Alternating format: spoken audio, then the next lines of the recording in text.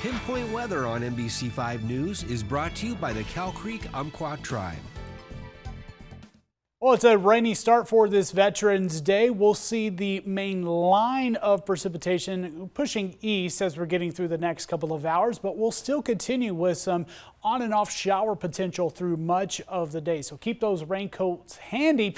Now, in terms of temperatures, no change compared to yesterday morning at this hour. 48 degrees, but our high temperature not going to be moving as much. It is going to be chillier throughout this afternoon. Thankfully, wind speeds have backed off a little bit at 6 miles per hour. We still have some strong winds across our eastern counties. That wind advisory goes until 10 o'clock this morning. High wind watch goes all the way through noon for the coastline. We also have a winter weather advisory. This is for the Cascades. So a little bit busier of a forecast. And we're expecting snow not only through today, but all the way through at least the morning hours for the Cascades. So we got the morning rain, showers to continue today, even some of those coastal storms, and that could be providing some heavier downpours and lightning with some rumbles of thunder. Now we'll be clearing a little bit out through Tuesday morning for a lot of our area. In fact, a lot of our area will start to kind of diminish out of that chance of rain after this main line moves through.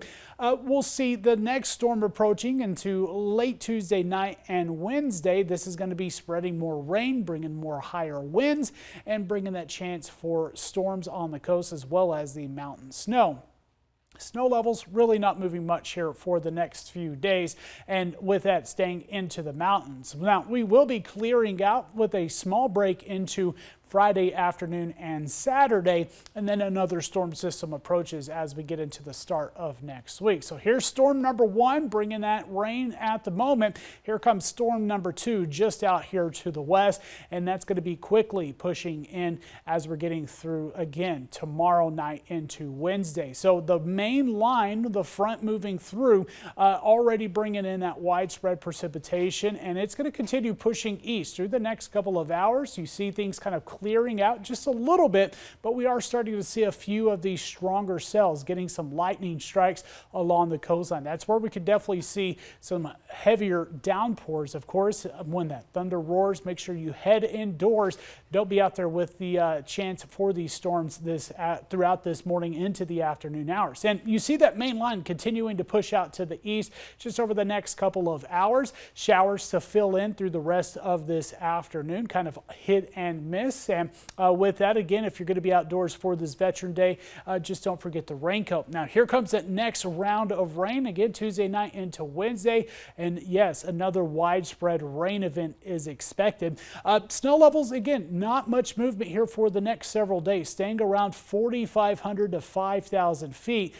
So that's where that snow is expected. Mainly if any mountain passes, it's going to be our higher mountain passes. Diamond Lake up there on 97, going up to Crater Lake and Mount Ashland Summit. So when we're looking at the snow map, you're still seeing most of this building up into the passes. Still could see up to around 8 to 16 inches of snow up towards Crater Lake, about 6 inches to a foot for Diamond Lake area. Wind speeds will calm down as we're getting into the afternoon hours. It is strongest through the morning hours, but they're going to be ramping right back up Tuesday into Wednesday with that next storm system.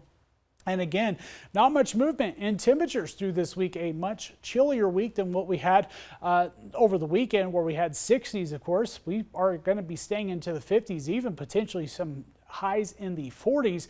Morning lows will also start to drop off as precipitation chances start to wind down later this week and for this weekend. We'll get that small break before it picks back up into the start of next week. Klamath Falls, again, mostly rain even for much of this week, but there is the snow into the mountains. Strong wind here for the next few days with highs in the mid 40s, lower 40s with morning lows in the 20s expected by this weekend.